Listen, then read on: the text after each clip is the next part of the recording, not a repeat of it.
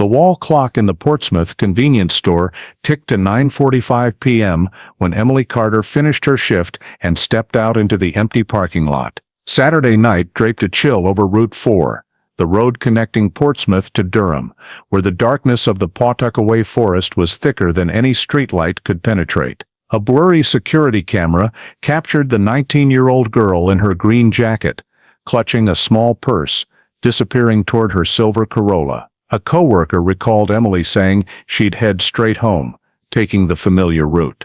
By 10:15, her phone went dead, and her family's calls were met with hopeless signals. In that brief 45-minute window, a young student vanished without a trace, sparking a mystery that has haunted New Hampshire for over a decade. Before diving into the story, don't forget to subscribe to the channel and hit the notification bell to stay updated on the latest cases. On Saturday evening, October 14, 2006, Portsmouth, New Hampshire was cloaked in the crisp autumn air of New England. Coastal breezes swept through, leaving the main road quiet, with only the faint neon glow of a few late-night diners. That night, 19-year-old Emily Carter finished her shift at a convenience store on the edge of town. The clock marked 9:45 as she said goodbye to her coworkers, slipped on her familiar green jacket, held her purse, and left the parking lot.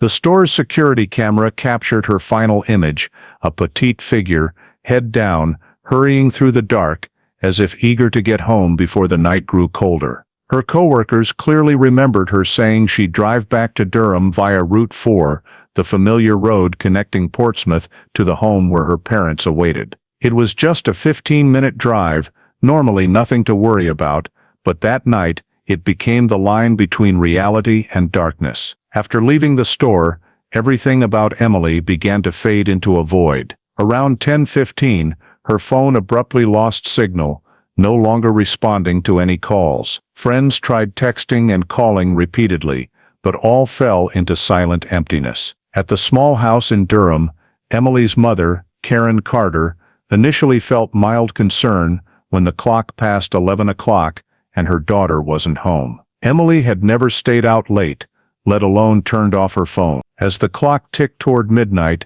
worry turned to fear, then panic.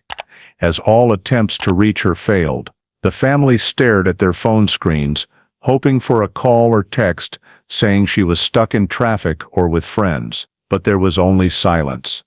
A thick, suffocating silence that made each passing minute feel like lead. By 2 a.m., when waiting became an unbearable burden, Karen Carter, trembling, called the Durham police to report her daughter missing on a route that should have taken just 15 minutes. That moment shattered the family's faint hopes and opened an official case. Emily Carter was reported missing. Hours later, as the pale light of Sunday morning struggled through the thick fog over New Hampshire's roads, police were on the scene.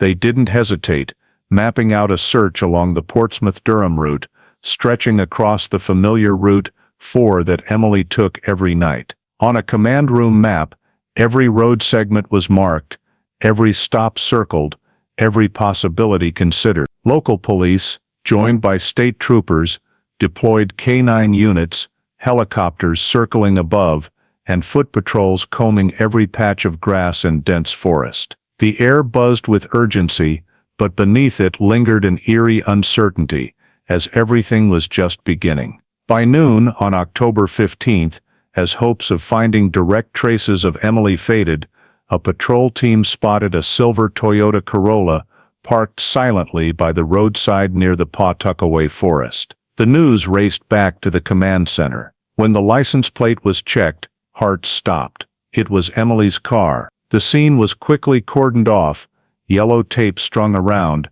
and all eyes turned to the vehicle as if it held the key to the puzzle hanging in the air. From the outside, the car appeared almost pristine. The doors were unlocked, the keys still in the ignition, as if the driver had stepped out briefly and would return. But Emily's presence was entirely gone. No witnesses reported seeing her leave the car, and there were no signs of a struggle nearby. When the forensic team began their examination, anomalies started to emerge. The driver's seat was pushed back farther than needed for Emily's small frame. At barely 5'4", she always pulled the seat close to the wheel, but now the distance suggested someone taller had driven. In the glove compartment, Emily's phone was found, with nearly half its battery but powered off, since 10:15 the previous night, matching the time her signal dropped. Her purse sat neatly on the passenger seat, containing her wallet, cash, student ID, and even her school notebooks, untouched. There were no signs of theft or rummaging, ruling out a simple robbery, but small, critical details sent chills through the team. A dark layer of mud clung to the gas pedal, a type of soil unlike that in the parking lot where Emily ended her shift. Experts noted it matched the composition commonly found in the Pawtuckaway forest. This raised the theory that the car had been moved or someone unfamiliar had driven it through that area. In front of the passenger seat, a small shoe print, about size 7, was clearly visible on the rubber mat. Smaller than Emily's feet. Was it the perpetrator's or a companion's?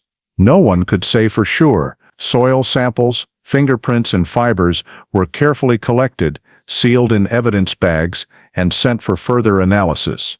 Despite these anomalies, Emily's Corolla remained perplexingly intact. No scratches, no broken glass, no disturbed belongings. Everything was too tidy for a violent attack. The scene report concluded with a chilling note. The car is still here, but Emily's disappearance makes every detail contradictory. The biggest question remained unanswered. Did she leave willingly, or was she forced to vanish in silence? That ambiguity pushed police to broaden their investigation, turning to less certain leads. The next step was to review all witness statements and cross-reference security cameras along the route, hoping to reconstruct the minutes between 9:45 and 11 p.m. The dark window when Emily Carter slipped from the world's sight. The first person mentioned was a truck driver named Mark Phillips, who regularly hauled refrigerated goods along Route 4. He recalled that around 10:30 p.m., as his truck passed a quiet stretch a few miles from where the Corolla was found, he saw a silver sedan parked close to the shoulder, hazard lights flashing. Phillips briefly thought someone might have car trouble or stopped to rest, but as he drove by, he saw no one inside. His statement was meticulously recorded. He couldn't recall the license plate, but the color and shape closely matched Emily's car. Investigators pressed further. Did he see any pickup trucks nearby? Phillips shook his head, saying the road was pitch black and he was focused on driving. His information was useful, but not enough to confirm anything. Meanwhile, another lead emerged. A security camera from a small convenience store in Dover, about 10 minutes from Route 4. Footage from 10:45 p.m. showed a brown-haired girl in a dark jacket buying a bottle of water. She stayed less than 2 minutes before hurrying out to the parking lot.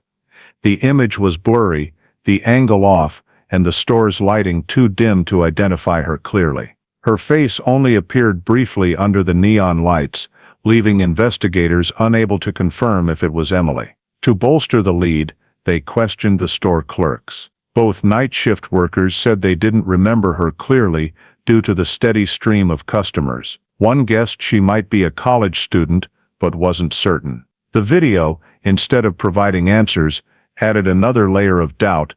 If it was Emily, why was her phone off since 10:15? If it wasn't her, it was a strange coincidence. The vague clues didn't end there. A Nottingham resident near the Pawtuckaway forest edge called police after hearing about the disappearance. He reported that around 11 p.m. on October 14th, he saw an old green pickup truck parked near a trail entrance. He recalled its headlights illuminating the forest. He didn't investigate but felt uneasy, as cars rarely stopped there late at night. Investigators asked if he saw anyone get out or enter. He shook his head, saying he only glanced from his window. Police noted the statement and began searching for information on green pickup trucks in the area, but the sheer number made it impossible to narrow down immediately. 3 pieces of information, 3 seemingly valuable fragments, but together they became contradictory. The Corolla was spotted at 10:30, yet a Dover camera around the same time captured a girl resembling Emily.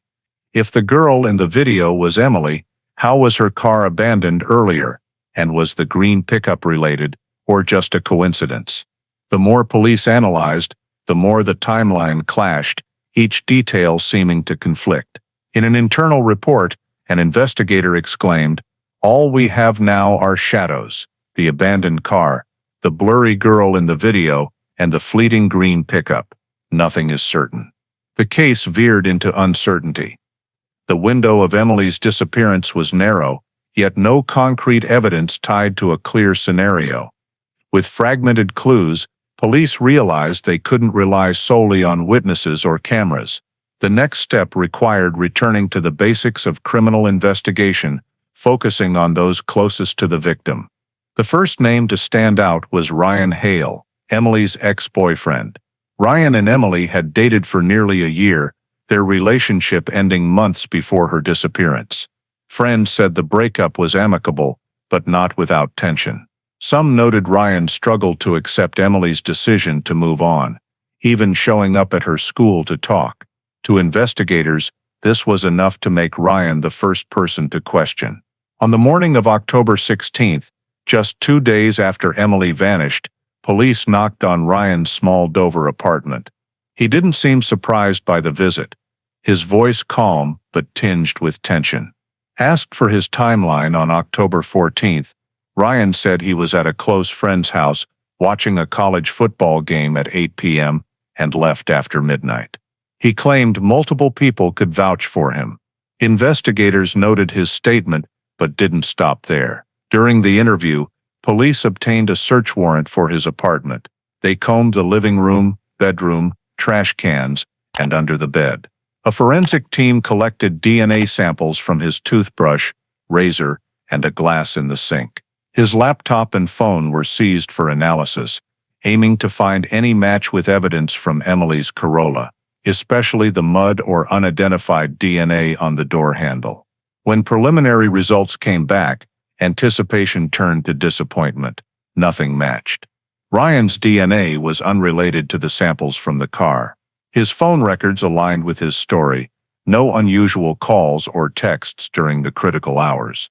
Network data confirmed his phone stayed in Dover that night, never moving toward Durham or Pawtuckaway. Investigators didn't easily clear him. They'd seen cases where suspects crafted alibis. Ryan's temper and post-breakup friction kept him under scrutiny. But the official report lacked evidence strong enough to charge him. A second interview days later saw Ryan stick to his story, his demeanor calmer, even more cooperative. He detailed the football game, providing a pizza receipt from a nearby shop to prove he was in Dover. Police contacted his friends, who all confirmed his account. For investigators, this was a dilemma. Logic pointed to Ryan, an ex-boyfriend with emotional motives and access to Emily. But physical evidence couldn't link him to the scene. The internal report concluded, insufficient data to prosecute. But involvement cannot be ruled out. Thus, Ryan Hale remained on the long-term watch list.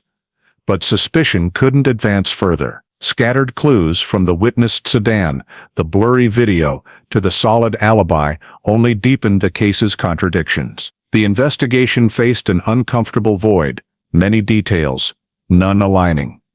In this stalemate, police returned to the only certain starting point, the Toyota Corolla abandoned in the Pawtuckaway forest. It was the sole silent scene that might hold answers. And the forensic team was tasked with reanalyzing every trace left behind. In the lab, the mud from the gas pedal was compared to various regional soil samples. The results caught the team's attention. It matched the mineral-rich, dark brown soil unique to the Pawtuckaway forest. This confirmed the car was driven through the forest, or at least touched by someone with mud from that area on their shoes. It ruled out the car being randomly abandoned. Someone had deliberately brought Emily or her car there. When searching the rear compartment, technicians found a dark-colored fiber stuck to the edge of the seat. It was small, but under a microscope, it appeared to be made of thick material, likely denim or work jacket fabric. The fiber was carefully packaged and sent for DNA and fiber analysis. At the time, no one knew how valuable it might prove, but anything not belonging to Emily was a potential clue. Fingerprints were scanned across the steering wheel, door handles, and gear shift. Dozens of samples were collected, most belonging to Emily. A few unidentified prints were isolated and entered into the CODIS system. The results came back cold. No matches with any criminal records nationwide. This meant that if the perpetrator had touched the car, they weren't in the system or had no prior convictions. It was both good and bad news. Good because the prints might genuinely belong to the culprit. Bad because they didn't immediately lead to an identity. Investigators then constructed a preliminary timeline based on all available data. 9:45 p.m. The Portsmouth convenience store camera recorded Emily leaving her shift. 10:15 p.m. Her phone powered off, signal lost. 10:30 p.m. According to the truck driver witness, a silver sedan, likely Emily's Corolla, was seen parked on the shoulder of Route 4. In less than 45 minutes, the entire sequence of events unfolded. Most critically, the 15 golden minutes from when her phone went off to when the car appeared stationary marked the gap where Emily vanished. The lead investigator noted in the report, "We must focus on these 15 minutes. Whoever reached Emily during that time is the key to the case." But narrowing the timeline didn't mean finding answers. They began cross-referencing her route, theorizing she might have been stopped or asked to pull over by someone she knew. Yet, no witnesses reported seeing a struggle, and there were no signs of sudden braking or unusual tire marks around the scene. Scene reconstruction experts also noted a key detail: the driver's seat being pushed back suggested someone taller had sat in it. If Emily had left the car willingly, there was no reason for the seat to be adjusted. The theory emerged that the perpetrator drove the Corolla a short distance before abandoning it. But why abandon it? Perhaps because they had another vehicle, possibly the green pickup mentioned by a witness. In an expanded report, the forensic team highlighted 3 anomalies: the Pawtuckaway forest mud, the dark fiber, and the unmatched fingerprints. These were 3 details that could connect in the future with a comparison sample. At the time, they were just scattered pieces, but they proved one thing.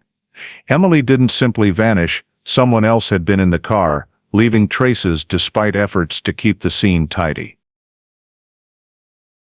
As the case file was compiled, investigators emphasized that Emily's disappearance occurred in an extremely short window on a relatively brief route. Pinpointing exactly what happened in those 15 golden minutes became the central goal of the investigation. But despite all resources, the police had no answers. That very gap, unfillable by anyone, pushed the case toward a dead end, leaving the Carter family and the community in agonizing wait. 2 months after Emily's disappearance, the investigation remained trapped in a tiring loop of vague clues. All leads from witness statements, the blurry Dover video, to the mud in the car and the dark fiber were analyzed and cross-referenced, but none were strong enough to point to a specific identity. Search teams scoured the Pawtuckaway forest to the fields along Route 4. From deep lakes to abandoned houses, but all efforts ended in heavy silence. No body, no new traces, no answers to the biggest question: where did Emily go in those 15 golden minutes? By December 2006, the official search was halted. Volunteers who once combed the forest for the brown-haired girl gave up and returned to their daily lives, carrying a lingering void. The Durham police, exhausted after weeks, had to admit they'd run out of leads. No new witnesses, no more physical evidence to analyze. Efforts to find Emily seemed swallowed by the forest darkness. The case was handed to the FBI's specialized unit and officially listed as a cold case in New Hampshire. It was a harsh milestone. Labeling a case cold meant active investigation paused, only to resume with new discoveries. For the Carter family, this felt like a suspended sentence. Their daughter swept into an indefinite void by time. In the state police evidence storage, Emily's Toyota Corolla was meticulously sealed. Her purse, phone, Clothes, every soil sample, and fiber were placed in specialized containers, carefully labeled and stored in a temperature-controlled environment to prevent degradation. Technicians knew that while these items offered no answers now, future technology might unlock their secrets. But in 2006, they remained silent artifacts, resting in the dark of the storage facility. Meanwhile, the Carter family lived in prolonged despair. Emily's room remained untouched, her blue bedspread unchanged, her desk still holding half-finished notebooks. Each evening, Karen Carter stared at her phone, instinctively hoping for a call from that familiar number. The ongoing silence was a wound that never closed. Community meetings dwindled, news coverage faded, the media spotlight dimmed, leaving them alone in their grief. At the Durham police's final press conference of the year, they reassured the family and community that the case would never fully close. "We won't give up," the lead investigator declared. "This file will be preserved, evidence maintained, and with new technology or information, we'll return. Emily Carter won't be forgotten." Those words offered a faint glimmer, tinged with helplessness. The Emily Carter case officially turned cold. No more search teams, no more high-profile briefings, just evidence boxes stacked in storage and a family clinging to fragile hope. In that somber atmosphere, a question lingered like a specter: had Emily vanished forever, or was the truth still hidden in seemingly meaningless details? That very silence, seeming like an end, became the foundation for years later when the case was revived from the ashes by a small but pivotal clue.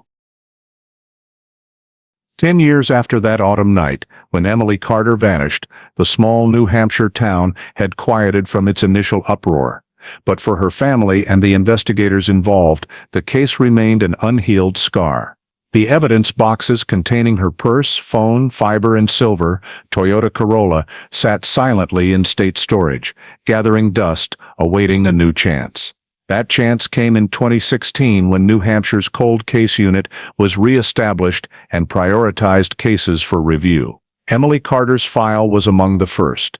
As thick case files were pulled from storage, a mix of familiarity and strangeness filled the room. New generation investigators, many unfamiliar with Emily beyond old news clippings, were tasked with revisiting every report, cross-referencing every piece of evidence, and assessing whether modern science could illuminate the shadows untouched a decade earlier. Notably, 2016 forensic technology had advanced.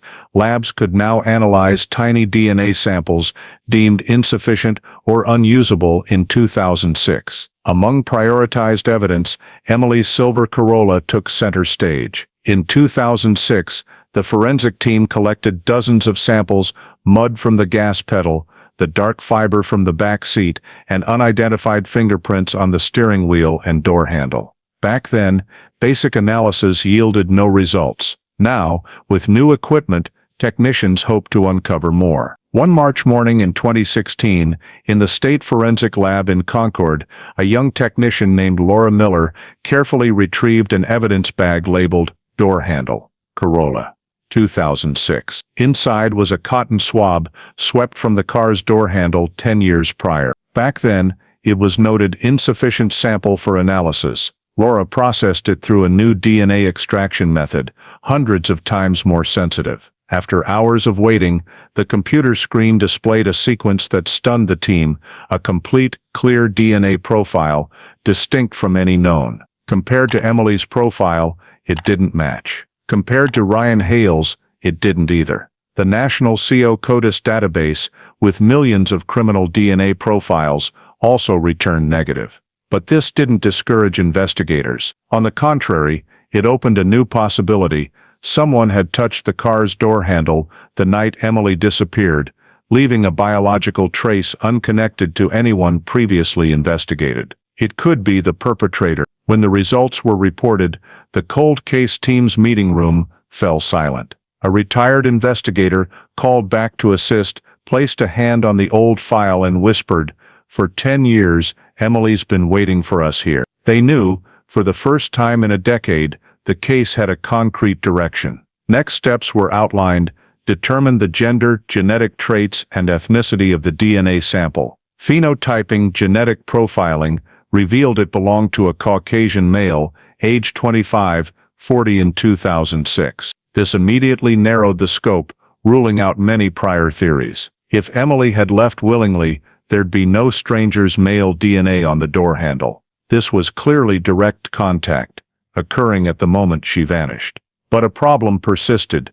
No name, no face, just a DNA profile, absent from any system. A new question arose: who was this man? A lesser-known acquaintance, or a random predator targeting Emily? In a report to the FBI, the cold case team emphasized the discovery of unknown male DNA on the Corolla's door handle is a critical turning point. This is the first suspicious biological trace in the file. A faint spark flickered in the cold case, reigniting hope after a decade of silence. But even with a clear genetic profile, police faced an invisible wall. The unknown man's identity remained elusive, and Emily's body was still a haunting void. The Carter family lived in a state of half-belief, teetering between hope and despair. Time passed quietly until an autumn morning in 2021, when the Pawtuckaway forest, having swallowed countless searches, suddenly revealed a secret it had hidden for 15 years.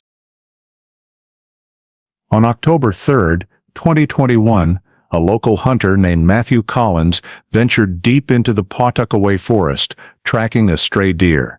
Passing a small slope, he noticed a dark piece of fabric protruding from the leaf litter. Initially thinking it was discarded trash, he tugged lightly and realized it was a tattered women's jacket, caked with dirt and bearing hardened reddish-brown stains. An uneasy feeling hit him. Collins stopped, looked around, and cleared more leaves and branches, this time brushing against something solid, shaped like a human bone. Trembling, Collins dialed the Rockingham County Police. Within an hour, the once quiet forest became a bustling crime scene, lit with red and blue lights. The forensic team set up tents, cordoned off a 200-square-meter area, and began work. Technicians, in white hazmat suits, carefully excavated the shallow soil covering scattered bones. Each bone was lifted, placed in specialized containers, and logged for position and condition. The jacket, jeans, and sneakers were also collected,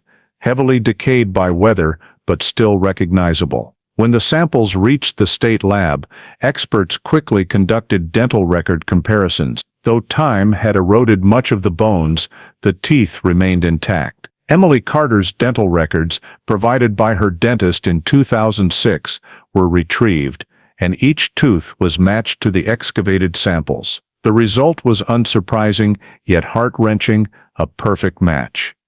The bones were Emily Carter's. After 15 years, she was found, not with the radiant smile of memory, but as white fragments buried deep in the forest soil. Initial forensic analysis revealed chilling details. Emily's jacket had irregular tears at the shoulder and arm, not from weathering, but suggestive of strong mechanical force, like being yanked or cut by a sharp object. The reddish-brown stains tested positive for hemoglobin. It was blood. DNA from the blood matched Emily's profile, confirming she was injured before death. Investigators noted the body showed signs of being moved. The scattered bones and differing soil layers suggested Emily was initially buried elsewhere, then relocated here, or at least disturbed post-mortem. The site, buried deep in the forest far from trails, seemed carefully chosen to avoid detection. The hunter's discovery was sheer luck,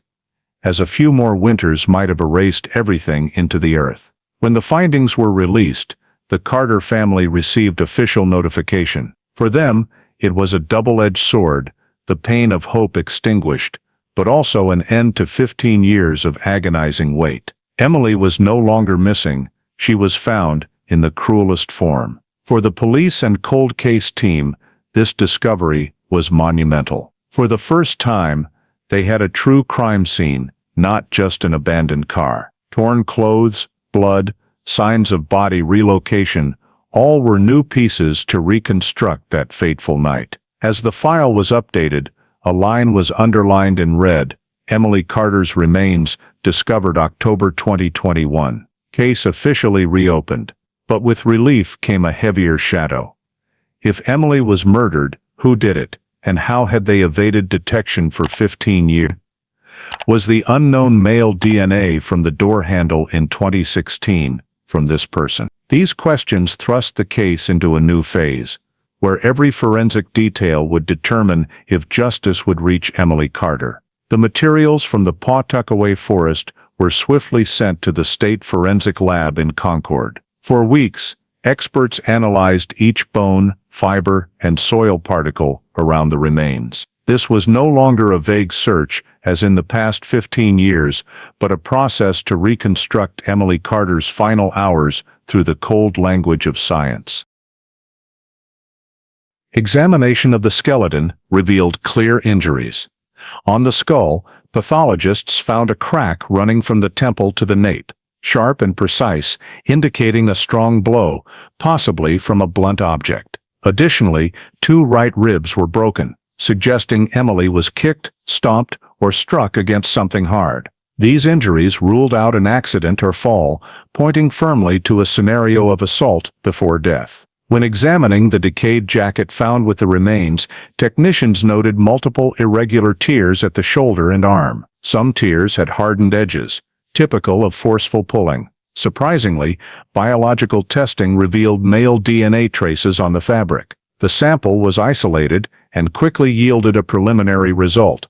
It matched neither Ryan Hale's DNA nor that of any relatives or witnesses connected to Emily. The unknown male reappeared in the file, now with more concrete evidence than ever. Moreover, the soil around the remains revealed critical details. Forensic geologists noted a clear difference. The soil directly against the bones differed from the forest's natural soil. This proved the body wasn't buried there initially, but had been moved and reburied. Signs of disturbance indicated the soil was dug and refilled at least twice. This confirmed a chilling fact. Someone had deliberately hidden and relocated Emily's body to avoid detection. Yet time and a hunter's chance discovery prevailed. The forensic report reached the New Hampshire cold case team's desk by late November 2021. Each line confirmed what many long suspected but couldn't prove. Emily Carter wasn't a victim of an accident or voluntary disappearance. She was attacked, suffered fatal injuries, and her body was hidden in the forest for 15 years. Reading the report's final page, the lead investigator closed the file, looked around the silent room, and said softly, "We have enough to reopen the case. This isn't a theory anymore. It's evidence." Eyes met, filled with tension and resolve, knowing the Emily Carter case had entered a new phase. After years in darkness, forensic clues formed a picture: violence, concealment, and a perpetrator still at large. This realization drove the team to pour every effort into the case. Knowing the real game had just begun, the forensic report confirmed Emily Carter died by violence, leaving no doubt this was a homicide. The male DNA on the jacket, combined with the relocated body, transformed a vague file into a murder case demanding resolution. But a frustrating issue remained. The clear DNA profile didn't match any in CODIS, the national database of millions of criminal records. This meant the perpetrator had no prior convictions or DNA in the criminal system. Traditional leads hit a cold wall. At this crossroads, investigators turned to a newer, increasingly effective method for cold cases: forensic genealogy. Instead of searching for the perpetrator directly in CODIS, they would submit the unknown male DNA to commercial databases where millions voluntarily submitted their DNA for ancestry tracing. The goal was to find distant relatives of the unidentified man and build a family tree across generations to narrow down an identity. In December 2021, the DNA sample was sent to a lab partnered with the FBI. Weeks later, preliminary results sent chills through the team. A 3% genetic match was found, indicating a distant relative, possibly a second or third cousin. This person was Thomas Avery, living in Burlington, Vermont. He had no criminal history, but he was the first red thread after 15 years of deadlock. From this distant relative, genetic analysts began constructing a family tree. They scoured birth, marriage, and death records, even public social media data. The tree spanned 3 generations, branching across New England states. Each branch was narrowed, ruling out women and focusing on age-appropriate males, since the DNA suggested the man was 25-40 in 2006. After months of piecing together, the tree led to 5 prominent names, 5 men, all distantly related to Thomas Avery. Among those 5 names, 4 were immediately eliminated because records showed they were far from New Hampshire in 2006, or didn't match the age range. Only one person drew all eyes: Daniel Whitmore. He was born in 1979, meaning he was 27 at the time of Emily's disappearance, matching the predicted age from the DNA. Even more notably, residency records indicated Whitmore had lived in Nottingham, New Hampshire, just a few miles from where Emily's car was found. The rental house he had that year was right on the route Emily might have taken on the night of October 14th. This information completely changed the atmosphere in the cold case team's meeting room. The scattered details now began to connect. The male DNA trace, the abandoned Corolla, the witness mentioning a green pickup near the Pawtuckaway forest, all could relate to Whitmore. His personal history drew even more police attention. Whitmore had minor priors for disorderly conduct and a light assault in a bar, but never convicted severely enough to have his DNA entered into CODIS. He slipped off the system's radar, living quietly like an ordinary man in the community. Investigators began reviewing 2006 records for coincidences. An original witness report had briefly mentioned an old green pickup parked near a forest trail. Checking DMV records, they discovered Whitmore indeed owned a green Chevrolet pickup from 2004-2008. The evidence wasn't enough for conviction, but the coincidence was too obvious to ignore. In closed meetings, Daniel Whitmore's name was underlined in red. Next steps were planned: track movements, collect indirect DNA from trash, and find more witnesses who had contact with him. The whole team understood that after 15 years, they couldn't rush and make mistakes. The file had to be airtight, every piece fitting perfectly. The final genealogy analysis report ended with a concise but weighty line: suspect focus.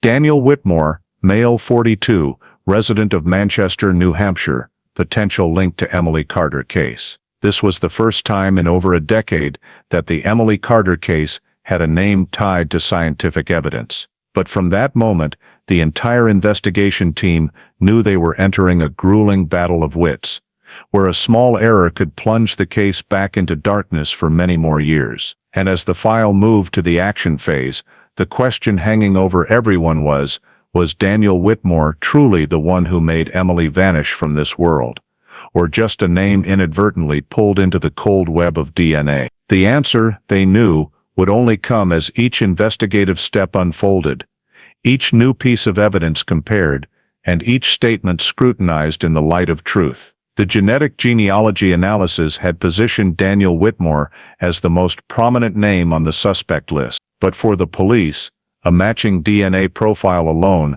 wasn't enough to convince a jury if the case went to trial. They needed supplementary pieces, especially witness statements, eyes that had unwittingly seen part of the truth on that October night in 2006. So, the New Hampshire cold case team began reviewing the entire old witness list.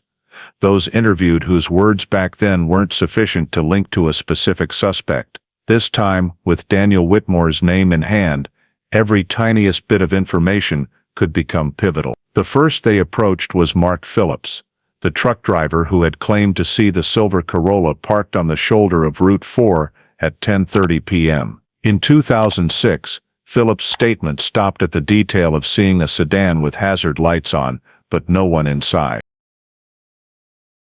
However, in the original report, he also vaguely mentioned that he seemed to see a green pickup parked a few dozen meters away, but the road was dark and he was focused on driving, so he wasn't sure. When re-questioned in 2021, Phillips confirmed the memory remained. He clearly recalled the pickup's headlights shining onto the forest edge, creating an unusual lit area. "I didn't see anyone standing outside the vehicle, but I'm more certain about that green color now because cars rarely stopped on that stretch late at night," he said. This statement, placed alongside DMV data showing Whitmore owned a green Chevrolet pickup at the time, carried far more weight than 15 years earlier. The next witness was a woman named Linda Parker, living in Nottingham, just a few miles from where Emily's car was discovered. In the 2006 file, she had provided a seemingly trivial detail.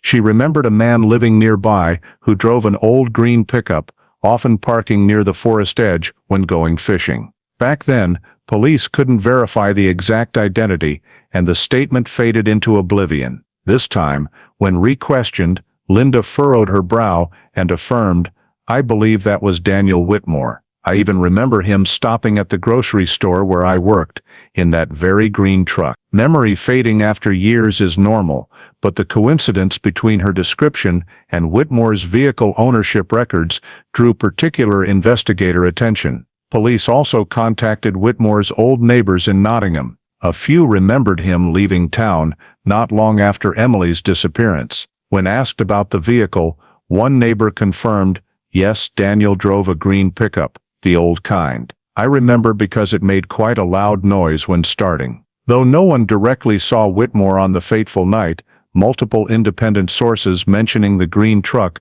formed a circle of indirect evidence, bolstering suspicion. Investigators compiled it. We have a male DNA profile found on Emily's jacket. We have a witness confirming seeing a green pickup near the scene.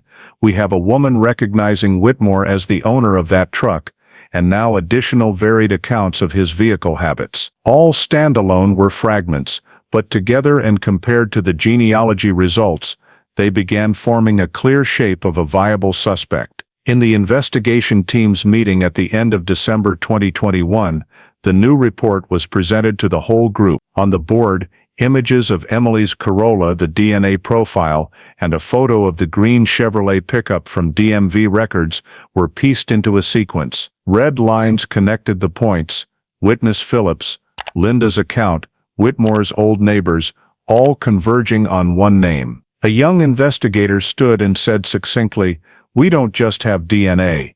We have seen and witness connections. This is the time to focus entirely on Daniel Whitmore." But the team also understood, witness statements after 15 years could be challenged in court. They needed more. So, the next plan was outlined: secret surveillance, indirect DNA collection from Whitmore's trash for final comparison, while preparing scene reconstruction based on old witnesses. The pressure mounted, as each step had to be solid and error-free. And as night fell on the cold case office in Concord, a final note was underlined in the report. Witnesses have begun piecing together. The green pickup is no longer a shadow, it's tied to the name Daniel Whitmore. Those words closed the witness review phase, but also opened the next chapter, where police had to close in on the suspect, step by step, narrowing the gap between suspicion and truth. After old statements were re-examined and began aligning with forensic evidence, Daniel Whitmore's name was no longer just a vague hypothesis. For the New Hampshire cold case team, he became the central target. In January 2022, the investigation group officially launched a secret surveillance operation. Instead of rushing in for direct questioning, they knew they needed firmer evidence, and the most undeniable was DNA.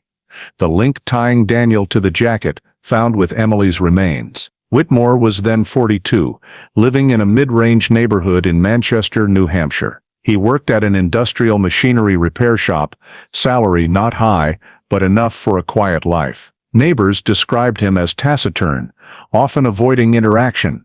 They only remembered him leaving early for work, returning late, and spending weekends in the garage, drinking beer alone. Those seemingly harmless details, in investigators' eyes, were opportunities. The surveillance team rotated tails on Whitmore. They set up hidden cameras at intersections near his home, monitoring daily routines. He had no family, no relatives visiting, only occasionally meeting coworkers for beer after shifts. After 2 weeks of watching, police decided to deploy a key step: collect Whitmore's trash samples, which by law could be taken once publicly discarded without a search warrant. One Friday evening, after the garbage truck left, Two investigators posing as sanitation workers quietly approached Whitmore's bin. They took a large plastic bag, inside mixed with beer cans, fast food boxes, and notably a few cigarette butts. There was also an old toothbrush tossed hastily,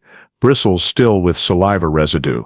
All were sealed in evidence bags, rushed to the state forensic lab. As the samples were analyzed, the waiting room atmosphere was tense to the point of suffocation. Technicians processed each cigarette butt, extracting DNA, then comparing to the profile from Emily's jacket in 2021. The computer screen gradually displayed the genetic sequence, and after a few hours, the answer appeared: a complete match. All marker positions in the genetic chain aligned with the mysterious male sample. No doubt, Daniel Whitmore's DNA was the one found on Emily's jacket. The report was printed, less than 10 pages thick, but weighing like a ton. On the last page, the line stood out: probability of identity greater than 1 in 10 billion. The chance of error smaller than 1 in 10 billion. That number, in the forensic world, meant absolute certainty. When the report hit the desk, the cold case meeting room went silent. The lead investigator flipped through pages, then closed it and looked straight at the team. "We have him," he said slowly.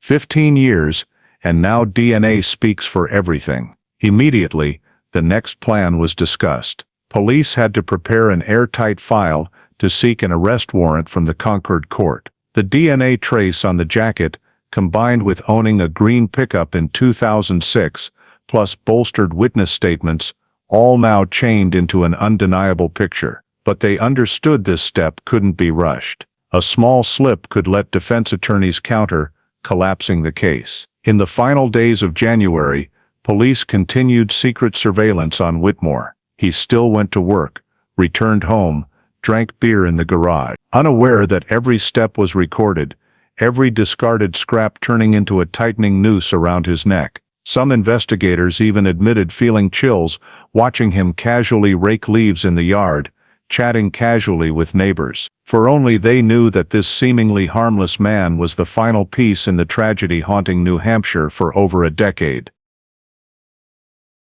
And then, in the internal report sent to the state prosecutor's office, the most important line was underlined in red: evidence sufficient to establish probable cause. Recommend arrest warrant for Daniel Whitmore. Sufficient basis to seek an arrest warrant. Everyone in the meeting room understood the moment to strike was near.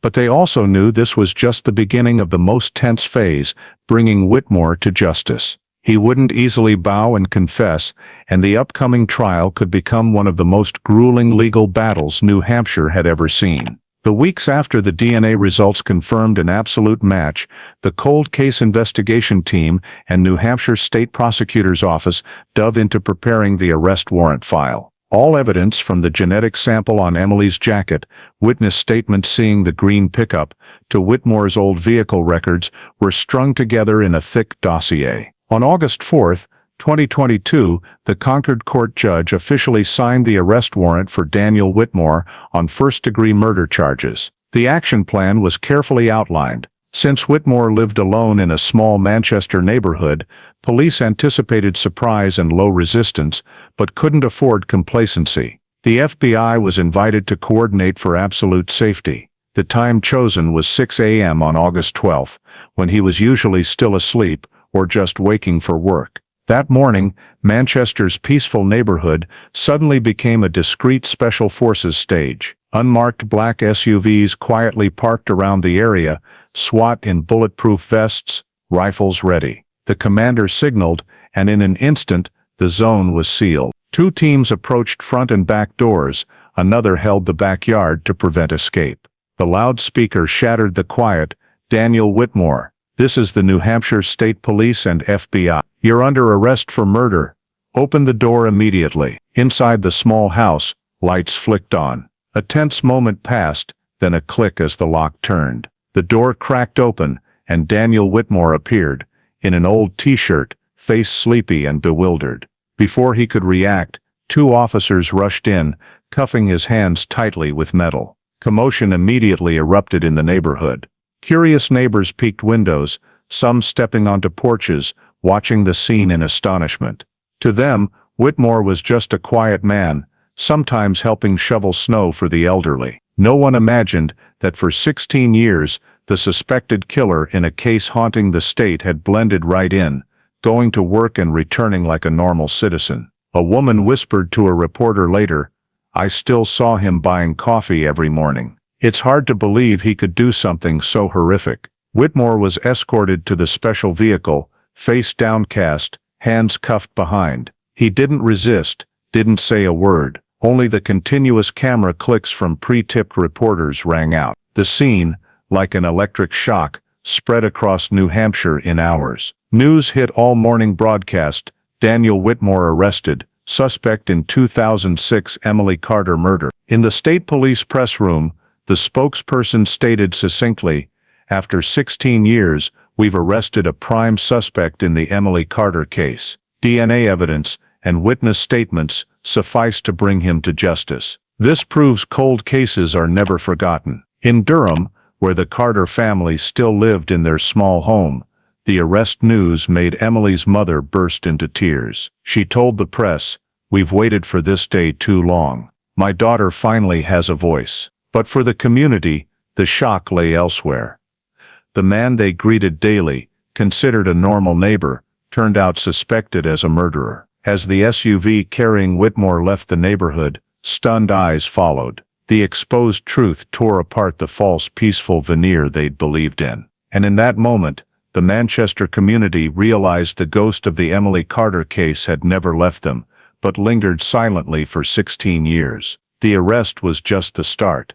The legal battle ahead would decide if justice truly came for Emily. While the Manchester community was still reeling from seeing a neighbor cuffed and taken away, Daniel Whitmore was escorted straight to New Hampshire State Police headquarters in Concord. There, he wasn't immediately thrown into a cell, but taken to a sealed interrogation room, walls with one-way mirrors, cameras recording continuously. Investigators knew they had only one chance to break Whitmore's tough shell. The forensic file and witnesses were strong, but a direct confession from his mouth would leave the case airtight. Thus, they chose the Reed technique, a famous interrogation method blending psychology and pressure used in many complex murder cases. The interrogation began friendly. Veteran investigator Michael Donnelly sat across from Whitmore, voice low but gentle, starting with seemingly harmless questions. "How's work lately? How does he like living in Manchester? Any close friends?" Whitmore, still weary from the morning arrest shock, answered disjointedly but without antagonism. He leaned back in the chair, hands on the table, eyes avoiding the ceiling camera. After nearly half an hour of small talk, Donnelly gradually shifted to the main topic. He mentioned the name Emily Carter, looking directly into Whitmore's eyes. "Do you know this girl, a University of New Hampshire student, missing since 2006. Whitmore raised an eyebrow, slowly shaking his head. "I've never met her. I don't know who she is," he said firmly. That was his first denial, the initial wall of defense he put up. Donnelly didn't react harshly. He continued probing about the past, about Whitmore living in Nottingham in 2006, just miles from the crime scene. Whitmore grew irritated, his voice sharp. "Yeah, I lived there, but so what? Lots of people lived around Pawtuckaway." He stubbornly maintained distance between himself and Emily. Sensing the defensive wall rising, the interrogation team moved to phase 2, presenting evidence. Donnelly placed a thin file on the table, containing photos of the torn jacket found with Emily's remains. He opened each image, letting Whitmore see clearly. "See this? This is forensic evidence. Your DNA is on this jacket, not someone else's yours." Whitmore flinched slightly, his hands instinctively clenching. He tried to regain composure, his voice hoarse. "No, that's impossible. I never touched that jacket. You guys got it wrong." But the camera clearly captured the shift in his expression, from cold to rattled. A second investigator, Officer Rebecca Hayes, joined the conversation, her tone firm yet reassuring. "Daniel, DNA doesn't lie. We compared samples from your trash, your toothbrush, cigarette butts. They all match perfectly. You were at the scene, you had contact with Emily. We need to know what happened, from you." Whitmore breathed heavily, sweat beading on his forehead. He bit his lip, eyes fixed on the table. "I don't remember," he stammered. "Maybe someone used my stuff. Maybe I was set up." But his evasion only exposed his faltering. Donnelly leaned forward, lowering his voice as if offering an escape. "Daniel, I believe you didn't mean it. Maybe you just wanted to talk that night, and things got out of hand. But be honest, we know you had the green pickup. Witnesses saw it near where Emily disappeared. Stop denying it." The mention of the green pickup made Whitmore's head snap up, a flicker of panic in his eyes. It was a detail he didn't expect the police to connect from 2006 records. The room fell into a tense silence, broken only by the faint tapping of Donnelly's pen on the table. For the first time in the interrogation, Whitmore's defenses showed a clear crack. He didn't confess, but the prolonged silence, evasive glances, and fragmented denials revealed his wavering. The investigators knew they'd hit his weakest point, the green pickup, the symbol tying him to that fateful night. The interrogation paused in a heavy atmosphere. The team stepped out, leaving Whitmore alone, head bowed. Behind the one-way mirror, the officers exchanged glances, knowing the decisive moment had arrived. DNA had linked him to Emily, but the green pickup was the critical blow that could force Whitmore to confess the full truth. As they prepared to return to the room, everyone knew one more push, and Whitmore's final defensive wall would collapse. When the investigators re-entered the interrogation room, Daniel Whitmore sat with his head down, shoulders trembling slightly, hands clasped tightly as if wrestling with himself. Gone was the earlier calm or defiance. He was visibly crumbling after being pressed with the DNA evidence and the green pickup detail. Donnelly sat down, his voice low and deliberate. "Daniel, we've pieced together the whole story. All that's missing is your word. This is your last chance to tell the truth." Silence stretched for nearly a minute. Then Whitmore sighed, his voice hoarse. "All right, I'll talk."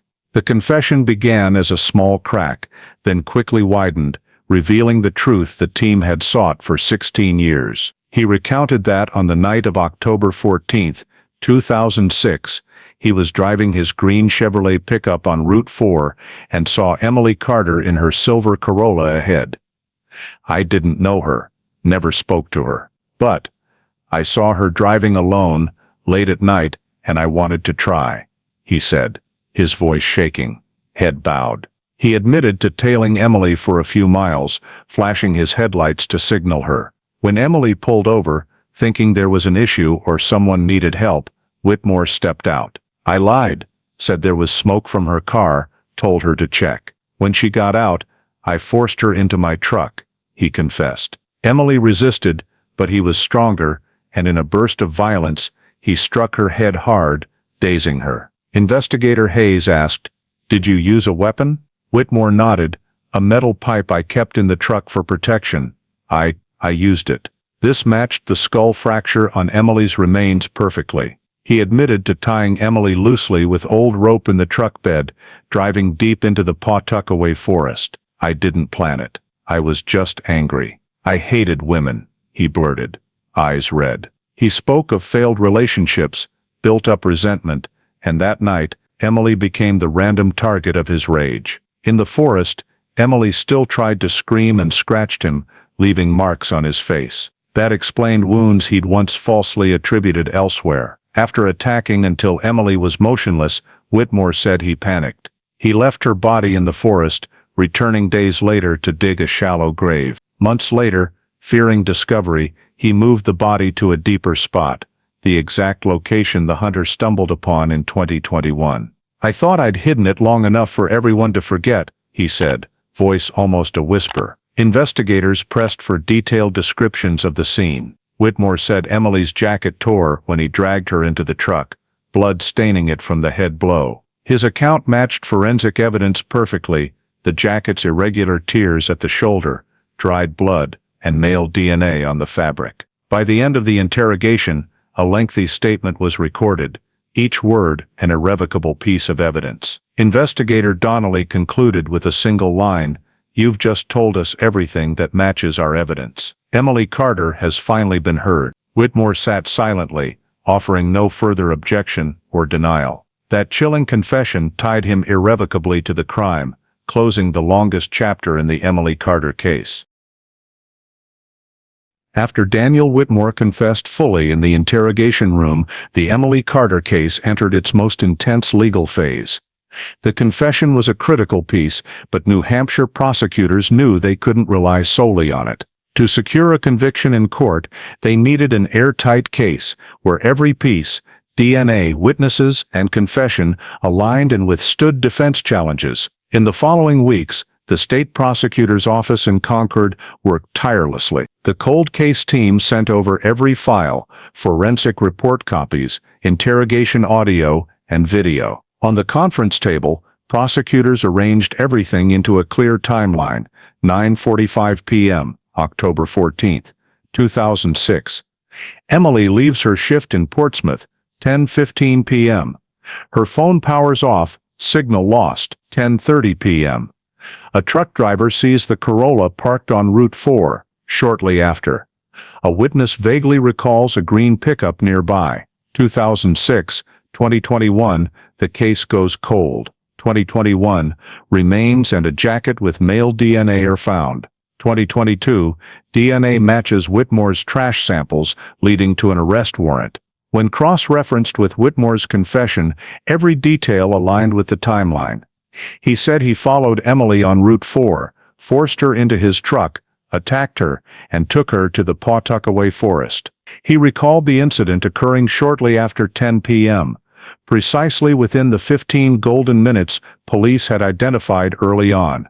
The skull and rib injuries matched his admission of using a metal pipe and kicking her while restraining her.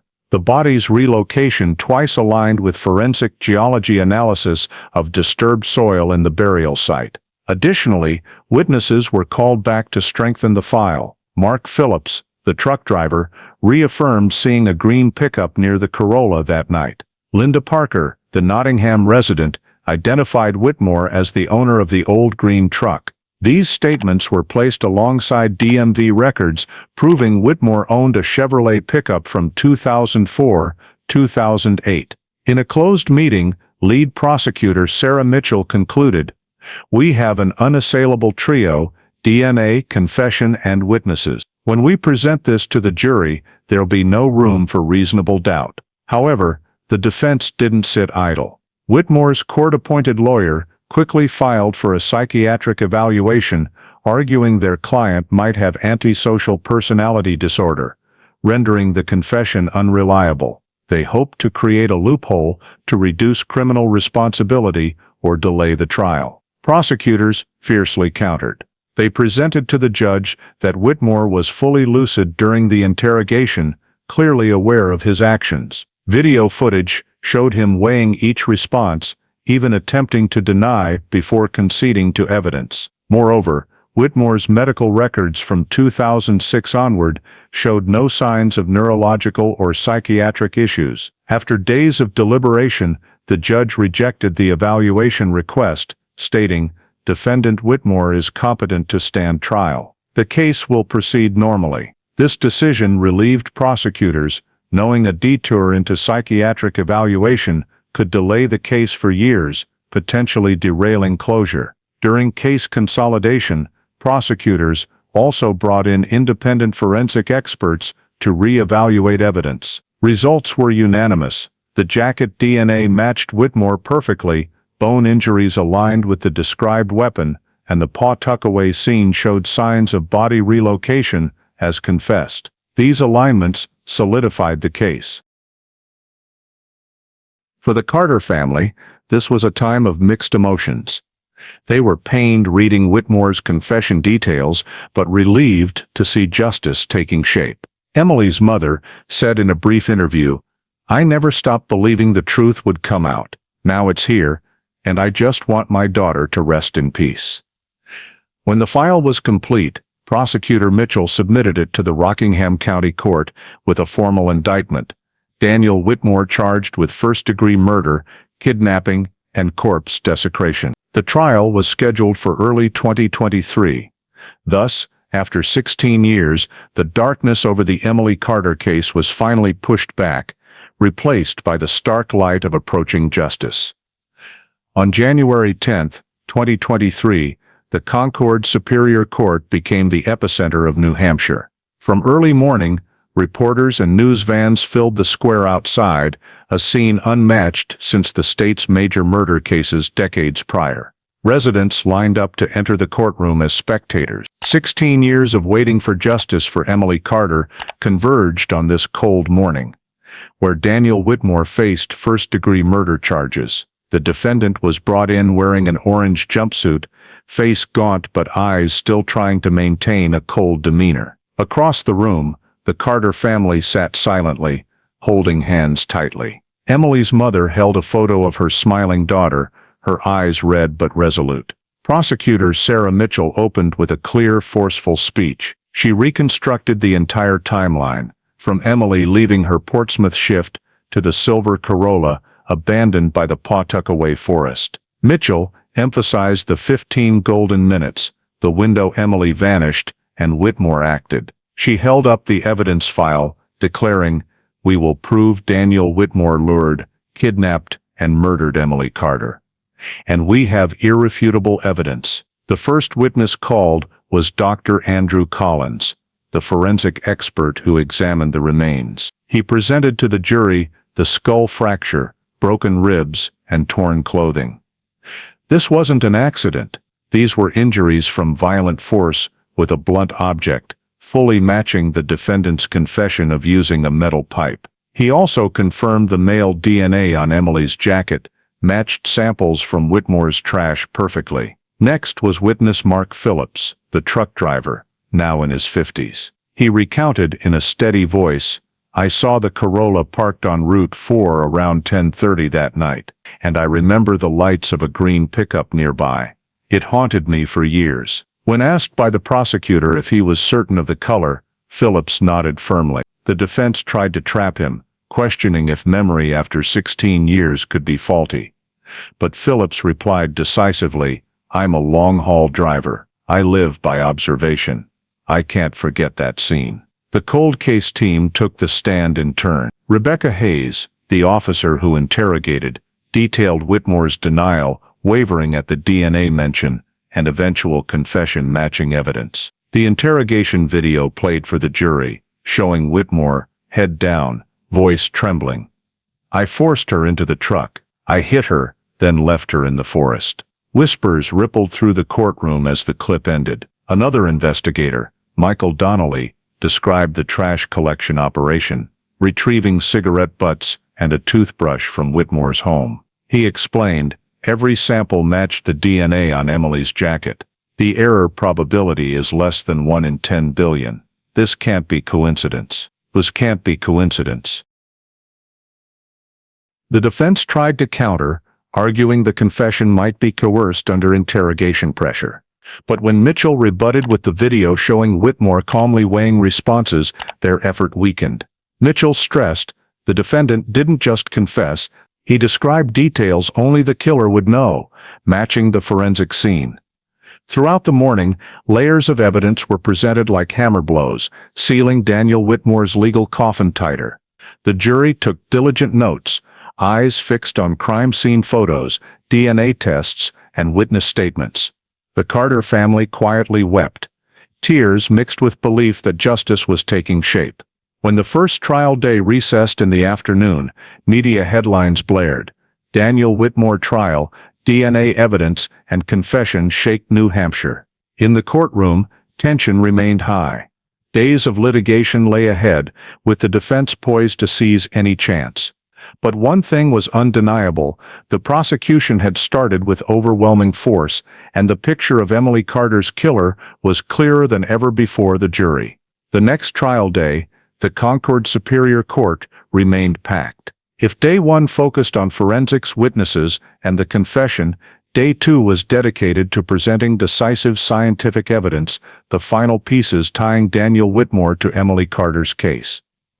Prosecutor Sarah Mitchell called Dr. Laura Miller, the DNA analysis expert from the New Hampshire State Forensic Lab. She was the one who processed the DNA from Emily's jacket in 2016 and later applied forensic genealogy. Before the jury, Miller explained clearly, "When we entered this DNA into CODIS, there were no matches. This meant the perpetrator wasn't in the criminal database.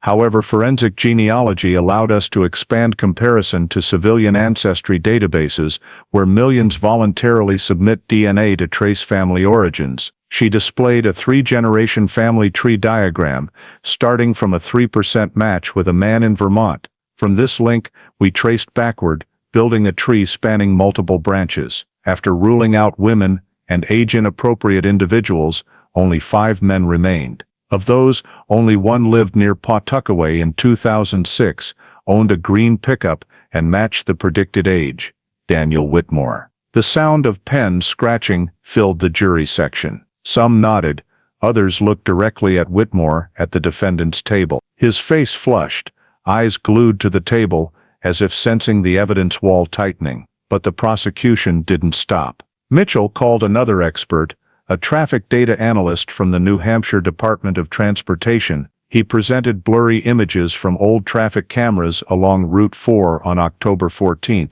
2006. Once deemed useless due to low quality, modern image enhancement revealed a dark-colored pickup parked near where Emily's Corolla was found. The officer explained, "Based on the chassis size, headlight style, and cabin shape, we compared it to vehicle registration data from 2004, 2008. The results confirmed the vehicle matched a 1990s Chevrolet pickup, the exact model Daniel Whitmore registered." He pointed out the blurry license plate, with digits matching Whitmore's old registration. The jury watched intently as the footage slowly showed the pickup driving off Route 4, minutes after Emily's Corolla was abandoned. The picture clarified, Emily stopped, thinking someone needed help.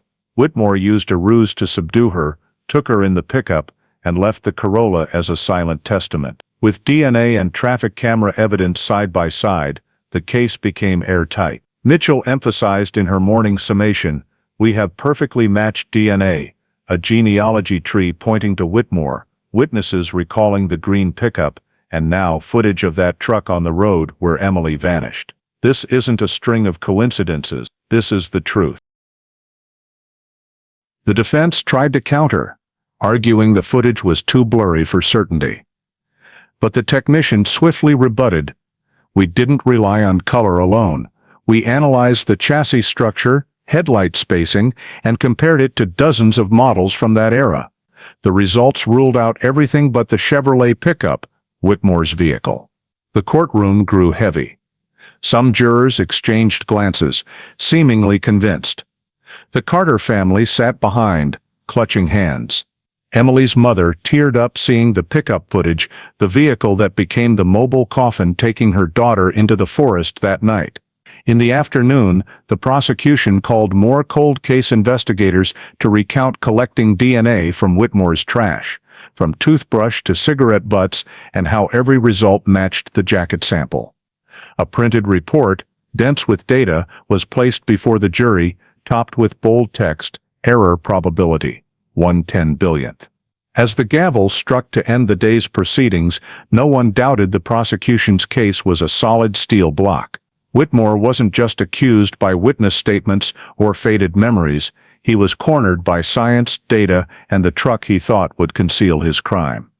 As the trial moved to its next phase, the question wasn't is he guilty, but how will he be sentenced? As the final evidence was presented, the Daniel Whitmore trial entered its most critical stage, jury deliberation.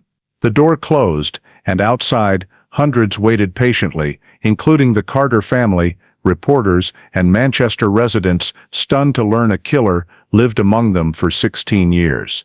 The jury of 12, representing diverse ages and professions, brought hundreds of pages of files, interrogation tapes, crime scene photos, and DNA comparisons. Over 2 days, tense debates unfolded behind closed doors. Some initially cautioned that the confession might be influenced by interrogation pressure, but when weighed against scientific evidence, DNA, witnesses, and traffic camera footage, all doubts eroded. A juror, later interviewed by the press, recalled, We laid everything out. Every statement, photo, forensic detail. In the end, it all fit like a perfect machine. There was no room for an innocence theory. That seamless connection led the group to a unanimous decision. On the second afternoon, as the courtroom clock struck 4 p.m., the knock signaled the jury had reached a verdict. The room quickly refilled. Silence prevailed, only broken by the rustle of paper and pens. Daniel Whitmore was led in, face pale, hands trembling slightly, but still trying to maintain defiance. The Carter family sat in the front row, Emily's mother clutching her daughter's photo, clinging to this final moment. The presiding judge asked, "Has the jury reached a verdict?" The jury spokesperson stood, voice clear and firm, "Yes, Your Honor." The verdict was handed to the clerk, then read aloud to the courtroom. On the charge of first-degree murder, the jury finds the defendant, Daniel Whitmore, guilty. The courtroom erupted in murmurs, some sobbing, others sighing in relief. Emily's mother clutched her husband, tears streaming down, a mix of anguish and relief that justice had finally named the perpetrator. Whitmore sat motionless, eyes closed, lips tightly pressed, silent. The judge, in a stern voice, delivered the sentence, based on the jury's verdict and the gravity of the crime. This court sentences Daniel Whitmore to life imprisonment without the possibility of parole. The gavel struck decisively, closing a 16-year chapter of a case once buried in darkness. Immediately after the trial, prosecutor Sarah Mitchell stepped before dozens of microphones and cameras. She said succinctly, "Justice for Emily Carter has been served today." This case proves that no matter how long it takes, the truth never fades. The Carter family issued a heartfelt statement. Emily's mother, choking back tears, said, "Emily is gone, but her soul can rest knowing her killer has paid the price." Clutching her daughter's photo, her voice broke, "We know the community stood by us through these long years. This isn't just justice for Emily, but for all victims who never had their voices heard." Whitmore's life sentence without parole quickly became headline news across the United States. Legal experts commented that this was one of New Hampshire's most significant cold case resolutions, thanks not only to modern DNA science, but also the relentless persistence of the cold case team and local community. As police escorted Whitmore from the courthouse, residents lined the path, watching silently. There was no cheering, no jeering, only a heavy silence. A community finally witnessing justice, but grappling with the reality that a killer had hidden among them for 16 years. In that silence, a bloody chapter of New Hampshire's history closed. The verdict for Daniel Whitmore not only ended a 16-year case, but sent ripples through criminal investigations across New England. Experts hailed it as a resounding victory for forensic genealogy, a once skeptical method now proven to unlock cases long lost to darkness. Following the verdict, the New Hampshire prosecutor's office held a major press conference. Sarah Mitchell affirmed, "Without forensic genealogy, we might never have uncovered the truth about Emily Carter's death. This technology allowed us to trace distant genetic threads, build a family tree, and track down the perpetrator. It's a bridge between science and justice." Laboratories across the region received a surge of requests to reanalyze old DNA samples from unsolved cases. Cold cases in Vermont, Maine, and Massachusetts were prioritized. Many investigators admitted the Emily Carter case reignited hope.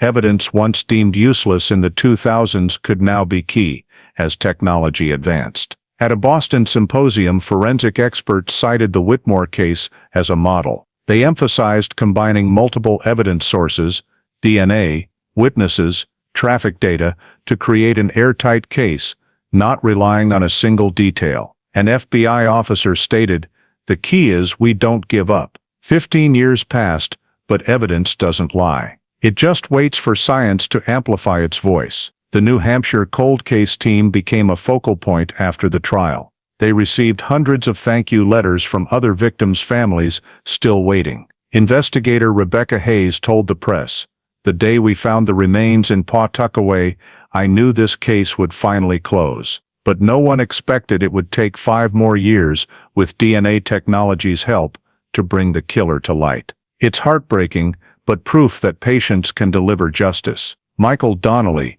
who interrogated Whitmore, said in an interview, "I've handled many cold cases, but never one where every piece fit so perfectly." Whitmore confessed not just from pressure, but because he knew there was no way out. DNA tightened the noose. We can call this a victory for science, but also for persistence, 15 years without giving up. The case's impact extended beyond technique. In New Hampshire, Manchester and Durham communities awoke to the painful lesson that a killer could live among them, masked as ordinary. Many residents joined cold case support programs, volunteering information on old disappearances. Local media dubbed this the Emily Carter effect, a wave of community cooperation to solve long-standing mysteries. On a broader scale, New Hampshire's Congress discussed a bill to expand cold case unit funding and enhance collaboration with commercial genealogy firms. Some human rights groups raised privacy concerns, but public sentiment largely supported prioritizing justice for victims. The Emily Carter case became a milestone. It proved truth doesn't vanish with time. A skeleton in the forest, a dark fiber, a tiny DNA sample, all after 15 years could still speak. As Donnelly poignantly concluded, evidence doesn't lie. It stays silent until we learn to listen. The case's ripples continued. But for the Carter family, the most important outcome was Emily finally receiving justice. At a Durham memorial post-trial, her mother told the crowd, "Justice for Emily today is hope for all other families. Believe that, no matter how long it takes, the truth will be found."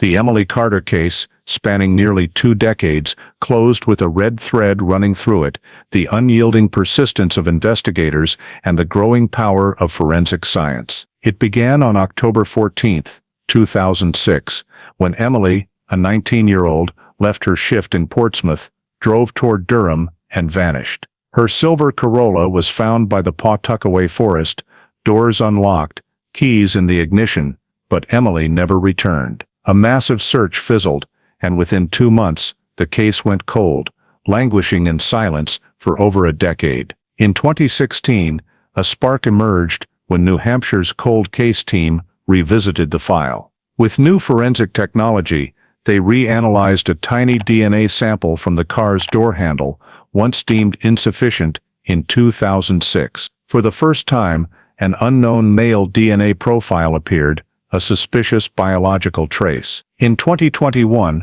Pawtuckaway Forest, which had swallowed countless searches, revealed a grim truth. Emily's remains were found with a torn jacket bearing DNA not hers. This discovery reignited the case, propelling the investigation into a decisive phase. Through forensic genealogy, a then novel technology, police built a 3-generation family tree, narrowing suspects to one name: Daniel Whitmore, who lived near the scene in 2006. Old witnesses were recontacted, all recalling his green pickup. In January 2022, police collected DNA from Whitmore's trash, matching it perfectly to the jacket sample. In August, a dawn arrest unfolded, witnessed by stunned neighbors. In the interrogation room, Whitmore initially denied, but cornered by evidence, he broke, confessing to luring Emily, forcing her into his pickup, attacking her, and leaving her body in the forest. His motive was a spontaneous burst of violence,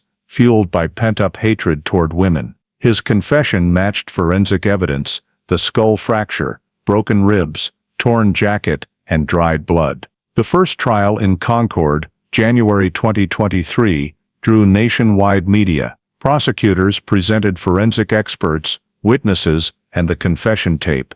The next day, a DNA expert explained how forensic genealogy traced Whitmore, and enhanced traffic camera footage showed the green pickup on Route 4. Every piece formed an airtight case. After 2 days of deliberation, the jury found Whitmore guilty of first-degree murder. The judge sentenced him to life without parole. The case's ripples spread across New England. Investigators hailed it as a forensic genealogy triumph. Other cold cases were reopened, renewing hope for despairing families.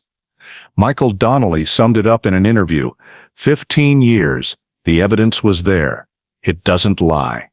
It waited for science to make it speak. For the Carters, justice came late, but arrived. They'd never get Emily back, but could lay flowers on her grave, knowing her killer paid for the community. The case reminded that truth never vanishes, no matter how long buried. It waits patiently to be found. The Emily Carter case isn't just a solved crime after 16 years, it's a mirror reflecting facets of modern American society. Emily vanished in 2006, driving from Portsmouth to Durham, leaving her silver Corolla by the Pawtuckaway forest. For years the case stayed cold, her family in despair, but evidence, from a tiny DNA sample on a torn jacket to blurry traffic camera data, ultimately led to the killer. The biggest lesson is the value of persistence and technology used rightly. In an America with lingering unsolved disappearances, this case proves no detail is too small to overlook, and faith in delayed but enduring justice must hold firm. For individuals, it's a reminder of daily safety. Emily stopped her car at night for a stranger's signal, a seemingly harmless choice that put her in danger. It's a stark warning that in a complex society, caution is vital, especially traveling alone. The case also shows community strength. The truck driver Mark Phillips' testimony and Nottingham residents' memories of the green pickup helped piece together the truth. This underscores that everyone has a duty to speak up about anomalies, as truth can be built from tiny memory fragments. The final lesson: justice isn't guaranteed instantly, but with science, community, and patience, America can keep solving cold cases, giving voice to forgotten victims. Thank you for following Emily Carter's justice journey to the end. If this story resonates, please subscribe to not miss more cold cases illuminated by science and persistence. See you in the next video, where we explore more mysteries buried by time but never lost.